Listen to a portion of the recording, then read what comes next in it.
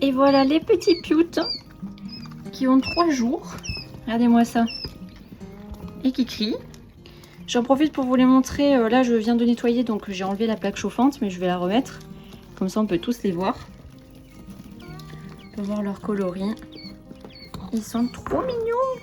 Ils font que manger, que boire, que chier. Ils mangent, ils boivent, ils chient, ils dorment. Ils mangent, ils boivent, ils chient, ils dorment. Là, ils sont en mode je veux manger non-stop. Ils sont tout le temps dans la gamelle. Et j'ai dû mettre le couvercle parce que sinon, avec leurs petits pieds là, ils font la tornade. Là, ils envoient voler tous les granulés dans la litière. Donc, avec le couvercle, ça réduit un peu. Qui crie? C'est toi là. Arrête de crier. Qu'est-ce qu'il y a? Oui, du coup, je disais, avec le couvercle, ça réduit quand même vachement et ils ont quand même accès. Sans problème. Il est énorme, lui. Il est énorme. Ils sont trop mignons. Donc ça, c'est le parc jaune. Ici, on a le parc rose. Où là, il y a vraiment beaucoup de coloris différents. Je pense qu'on a du Isabelle ou assimilé. Et on a aussi du tibétain, on a peut-être du noir. Donc ça, le noir, je vais surveiller, voir si ça reste bien noir quand tu auras les plumes. Et il y a du roux aussi. Ils sont trop choupis. Et voilà le parc bleu. Ils sont tout beaux, tout beaux. Donc il y a les petits là que j'aime bien qui ont les points sur la tête là. Qui ressemblent à des petits pékins. Il y en a deux là. Lui il a un gros point. Lui il a un petit point. Est-ce qu'il y en a plus? Non, je crois qu'il n'y en a que 2 comme ça. Sinon après les autres ils ont la tête noire. Voilà. Et ici on dirait qu'on a un pencil là. Donc ça veut dire qu'il y a un mâle qui est pencil, les femelles ne sont pas pencil. Donc ça voudrait dire qu'en hétérozygote ça se transmet. Enfin que ça se voit en hétérozygote seulement. Apparemment là aussi je crois qu'il y en a un deuxième. Donc il faudra voir quand ils vont grandir. Mais normalement il y en a. Là il y a un petit roux. C'est le seul qui est comme ça.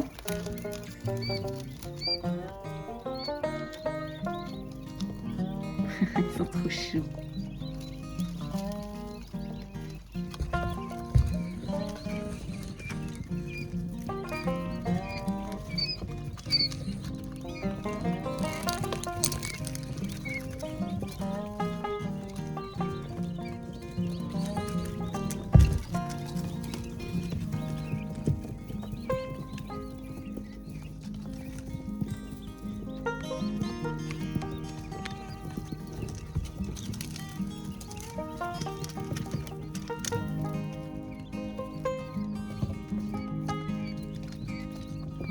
Regardez-moi ça comme ils ont fait, ils sont tous seuls gamelles.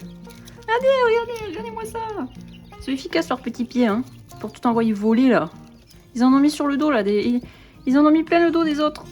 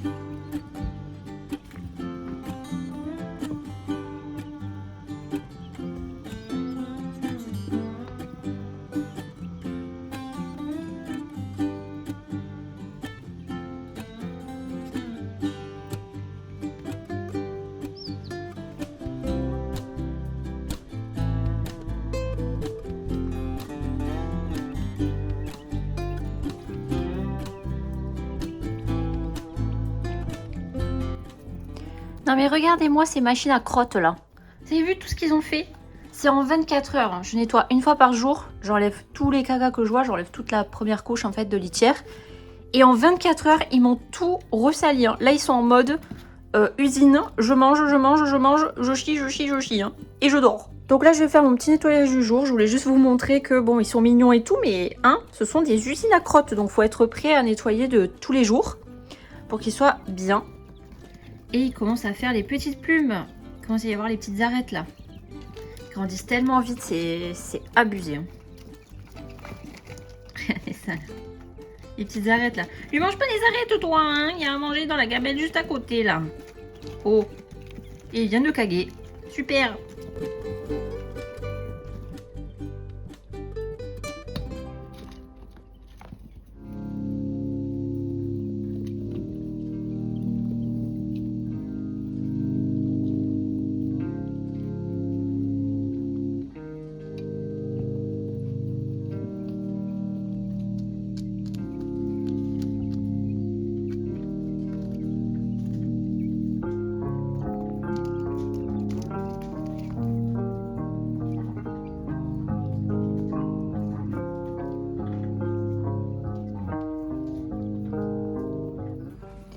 Donc voilà les petits beauty qui ont une semaine. Ils ont tout pile une semaine. Et ils sont absolument énormes. Voilà. Ils sont énormes. Je suis choquée de leur taille. Donc la litière, c'est un peu n'importe quoi. Je vous ai expliqué ce que j'ai fait. Donc il y a un mix de paille et de copeaux. Donc on dirait qu'elle est dégueu et tout. Mais je viens de nettoyer. Et voilà, ça fait un mix un peu bizarre. Parce que du coup, je vais vous montrer les paquets. Avant, je faisais avec un mix de lin et de paille. Sauf que ça, à cause de la paille, ça fait quand même pas mal de poussière. Donc ça ne fait pas éternuer les petits. Ils n'ont pas de problème respiratoire ou quoi. Par contre, ça met de la poussière partout dans le garage. Notamment sur la voiture ou sur les meubles et tout. Sur les congélateurs, la machine à laver, tout ça. Il vaut mieux pas mettre de la poussière sur les moteurs. Hein. Donc j'évite au maximum la poussière dans le garage. Donc du coup, je suis passée à des copeaux. Là, apparemment, c'est des copeaux. Ils n'ont pas été dépoussiérés. Mais spécifiquement, mais il y a très peu de poussière. Enfin, je vois que quand je remue, il se passe rien du tout. Il n'y a pas du tout de particules ou quoi. Donc du coup, la toute première semaine, je mets toujours la paille et le lin parce que la première semaine, ils grattent pas le sol. Donc en fait, ils ne créent pas de poussière. Juste, ils marchent sur la litière. Et la paille, en fait, s'ils l'avalent, c'est tellement petit que ça va pas boucher le système digestif. Alors que ça, quand j'ai commencé à le manipuler, je me suis dit, oula, s'ils mangent ça, ça pourrait leur boucher le jabot, en fait.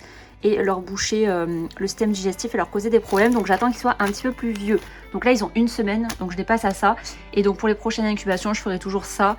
Plus ça, d'abord ça et ensuite ça quand ils commencent à être un peu plus grands et à gratter partout.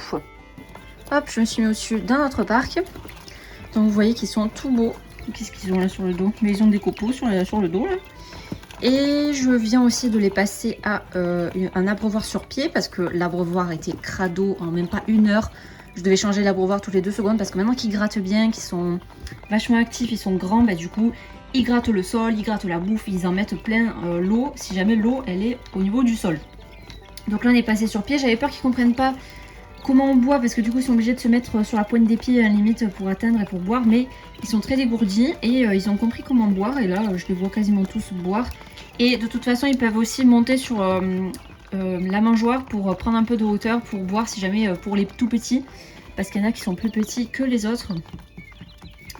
Et voilà, ils sont trop beaux. Pour les petites plumes, je leur ai donné du jaune d'œuf de caille. Parce que ces coquins là de Granny, donc c'est la marque que j'utilise de bouffe pour les premières semaines. Il y avait un mélange donc démarrage caille, pentade et dinde qui était à 25%. C'était vraiment parfait, c'était pile ce qu'il me fallait. Ils ont changé la formulation, maintenant le démarrage est à 21% de protéines. Ce qui est limite, hein. Pour des kaitos c'est vraiment limite. Sauf que je n'arrive pas à trouver du coup de marque de sac plus protéiné que ça dans les magasins autour de chez moi. Sinon, la seule marque que je connais que pas mal de gens utilisent, c'est le Chaud de Vercel Laga. Il y a des gens qui utilisent ça aussi pour les poussins, notamment pour les poussins à croissance lente comme les Brahma par exemple ou les Orpington je suppose. Et donc ce serait bien pour les kaitos, sauf que j'arrive pas à en trouver près de chez moi et quand je regarde sur internet pour se faire livrer ça coûte une blinde. Genre en fait c'est 10 € par sac pour se faire livrer en palette et tout, enfin c'est le bordel. Donc du coup je vais continuer le 21%, les miettes 21%, sauf que je vais supplémenter avec du jaune d'œuf. Voilà, donc du jaune d'œuf de caille là en l'occurrence parce que j'ai beaucoup d'œufs de caille. Et quand les poules vont se mettre à pondre, si j'ai des œufs de poule en trop, parce que j'ai quand même pas mal de poules, hein, donc quand toutes elles vont pondre en même temps, il y aura beaucoup d'œufs. Et je garderai aussi du jaune d'œuf de poule alors pour donner les futures générations de kaito. que je ferai. Voilà. Ben, je surveille au niveau en fait des arêtes là, de plumes. S'ils manquent des protéines, ils vont manger les arêtes de plumes les uns des autres en fait. Donc ils vont se déplumer. S'ils se déplument, ça veut dire qu'il leur manque des protéines. Voilà, parce que c'est pas une question de densité dans la caisse ou quoi, parce que là ça fait plusieurs fois que je fais ce système là pour faire une centaine de kaito et ils se sont jamais piqués, ils se sont jamais mangé les plumes quand ils étaient à 25% de protéines. Donc s'ils se piquent le dos, les ailes et tout, ça veut dire que dans cette densité là, ça veut dire que là ils ont pas assez de protéines, parce que quand ils en ont assez, ils le font pas du tout. Voilà, donc ça c'était le parc rose. Et ici on a le parc bleu, avec le petit qui avait le poing sur la tête là, je vous avais montré précédemment. Voilà, ils sont tout mignons. Et alors qu'est-ce que je voulais dire après? Oui, il y en a qui me demandent pourquoi je fais autant de kaito. C'est parce que maintenant je fais de la sélection assez intense, hein, puisque je vise à améliorer ma souche à la maison et d'avoir des sujets assez exceptionnels en fait. C'est mon objectif. Donc pour faire ça, il faut faire beaucoup de petits. Parce que je crois que je vous l'avais déjà dit dans une précédente vidéo, mais ça date. C'était lors d'autres incubations et d'autres naissances. Donc je vais me répéter, hein, c'est toujours bien de le dire. D'ailleurs, vous savez, quand les ailes elles sont un peu comme ça, j'ai l'impression que c'est parce qu'il y en a un qui essaie de tirer en fait. Il y en a un qui prend le bout et qui tire et du coup ça lui décale les arêtes là. Donc c'est pas très grave tant qu'il l'arrache pas. Après ça pousse normalement, mais c'est vrai qu'il faut surveiller parce que ça veut dire qu'ils aiment bien tirer dessus, quoi, prendre et tirer. Donc voilà, donc du coup je disais pourquoi je fais autant de kaito, pour améliorer ma souche, parce que moi je cherche des individus qui sont gros, qui sont beaux, donc qui ont un joli coloris, un joli mélange de gènes, qui ont un bon caractère, donc qui ne sont pas agressifs, qui n'attaquent pas les autres, et qui ont une bonne santé aussi. Donc il y a 4 grands critères, et parmi les naissances, c'est rare qu'il y en ait qui cochent parfaitement les 4 critères. Il y a toujours des petits problèmes, soit problèmes comportementaux, ou alors ça va être... Bon, problèmes comportementaux, j'en ai pas trop, ça va, franchement. Mais c'est surtout la santé. Il y en a, ils sont un petit peu déformés, ou ils ont les orteils un peu tordus, et trucs comme ça. Ça, c'est des choses, c'est des détails. Mais j'ai pas envie que ça s'accumule, en fait, dans la génétique. Et donc, s'il y en a un qui a un petit défaut comme ça, je le mettrai pas en repro. Voilà, et ensuite, sinon, il y en a qui ont des coloris qui me plaisent pas, ou ils ont pas récupéré les gènes que je souhaitais qu'ils récupèrent. Sinon après, la contrainte majeure, c'est le poids. Là, j'essaie de récupérer des coloris, en fait, plusieurs coloris de gros gabarits. Et là, en ce moment, j'ai des petits gabarits à la maison. Donc là, il faut faire beaucoup de naissances pour réussir à augmenter le poids de la souche qu'on a, en fait. Il faut faire de la sélection. C'est à chaque fois s'il y a 2 petits reproducteurs qui se reproduisent ensemble, ils vont faire une majorité de petits sujets, du coup, de petits descendants. Et parmi eux, il y en aura qui seront plus gros. Et c'est eux qu'on essaie de récupérer et de réintégrer après en repro et tout. Sauf que à chaque fois, c'est l'équivalent de 1% ou de 10%. Mais c'est vraiment pas beaucoup. Donc c'est pour ça que je fais autant de naissances. Voilà. Et il y a aussi la problématique que les cailles, contrairement aux poules, ne se reproduisent plus l'hiver quand elles sont dehors. Moi, les miennes sont dehors. Je vais pas mettre de lumière artificielle ou quoi. Donc cet hiver, je pense d'ici octobre peut-être. Octobre, novembre, au plus tard éventuellement, elles vont entrer en dormance. Hein, donc les mâles ne vont plus cocher, ils vont plus chanter. Les femelles, je ne sais pas encore si elles vont continuer à pondre ou pas. Ça dépendra des individus. Surtout si je fais des kaito tard dans la saison. Ça veut dire que, par exemple, si je fais naître des kaito en septembre ou en octobre, ce que je vais faire normalement, eh bien, les femelles issues de ces kaito-là, en fait, seront très jeunes lors de la baisse de luminosité et pourraient continuer à faire des œufs un peu plus tard que les reproductrices plus âgées. Voilà, donc ça dépendra de ça. Mais les mâles, si les mâles ils sont en dormance, bon elles ont beau pondre, les œufs ne seront pas fécondés. Hein. Donc je pourrais pas faire de petits cet hiver normalement. Donc là, il faut que je profite parce qu'après, je vais devoir mettre ce travail-là en pause pendant l'hiver et reprendre au printemps. Et encore, hein, moi là cette année, en mars, les mâles ne chantaient pas, les femelles pondaient pas. C'est en avril, hein, c'est première semaine d'avril, ça y est, ils sont tous réveillés, les mâles sont mis tous à chanter. Et j'ai commencé à voir mes œufs et tout. Mais avant avril, ça ne marchait pas. Hein. Donc on verra pour les reproducteurs que j'ai actuellement dehors. J'en ai plus qu'en avril de cette année-là. On verra. Mais avant mars, je pourrais pas faire de petits. Hein. Donc du coup, là je profite. Hein. C'est les derniers instants. Là, c'est les dernières naissances que je puisse faire avant de faire une grosse pause de 6 mois environ sans faire de petits. Voilà.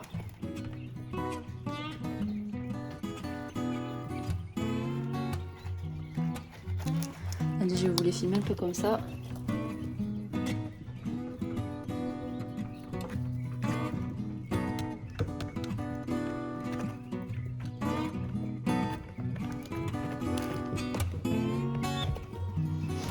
Lui là je sais déjà qui est son papa. Hein. Ça se voit au niveau de son masque, il a le même masque que son papa. Je vous mettrai dans le i le short de présentation de son père justement. Parce que du coup, bah, j'en profite pour le dire maintenant, j'essaie de faire des shorts qui présentent donc mes cailles reproductrices. Parce que ça permet en un short de présenter une caille, où on la voit de près et tout, on voit pas mal de détails. Du fait de la filmer de très près en format vertical, c'est plus facile de les filmer en format vertical je trouve qu'horizontal les cailles, et dans les vlogs je sais pas trop quoi dire en fait sur les reproducteurs, puisque bah, ils font leur petite vie tranquille, ils mangent, ils boivent, ils se reposent, ils grattent dans le sable, ils se reproduisent, ils pondent et voilà. Il se passe rien hein, de spécial dans les parcs, donc du coup dans les vlogs bah, je montre pas les reproducteurs parce que voilà, comme je vous dis, sinon je montrerai tout le temps la même chose. Mais ça m'embête de pas montrer mes reproducteurs justement parce qu'il y en a qui sont très très beaux.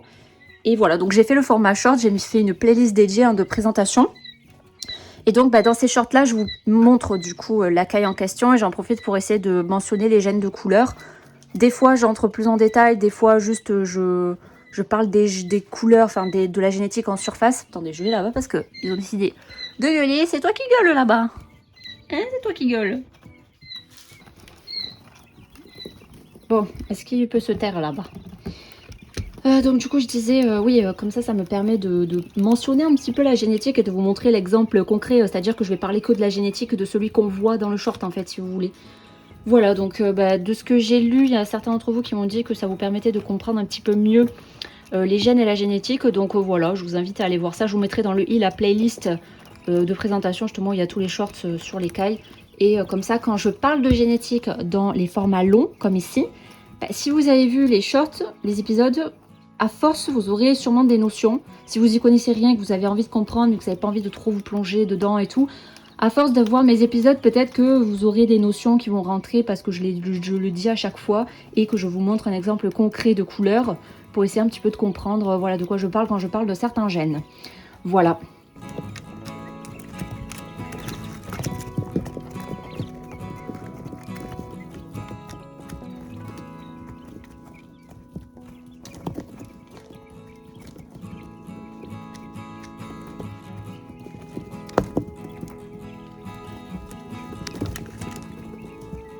Voilà, donc là je vais pas vous parler des coloris encore parce que c'est trop vague là, j'attends qu'ils aient plus de plumes. Et je pense que ça sera tout pour cette vidéo de présentation. Alors, dans la prochaine vidéo, je pense qu'on va parler plus des poules et du reste de l'élevage et pas forcément des kaitos. Je sais pas encore ce que je vais dire dans la prochaine vidéo, sauf que ce qui est sûr c'est que je vais vous faire une annonce, c'est que j'ai commandé des œufs. Voilà, j'ai commandé des œufs qui vont arriver la semaine prochaine. Je ne vous en dis pas plus. Je vous réserve la surprise pour la prochaine vidéo du coup, mais ça concerne à la fois les poules et à la fois les kaitos. Je vais faire un test que j'ai dit que je ferai comme test, et ben je vais enfin le faire. Voilà, mais on parlera de ça dans la prochaine vidéo. En plus d'ici là, je sais pas si je les aurai reçus, donc est-ce que je ferai un unboxing machin pour les mettre en incubation, tout ça, je sais pas encore. Donc comme ça me laissera le temps de voir ce que je vous dis. Voilà.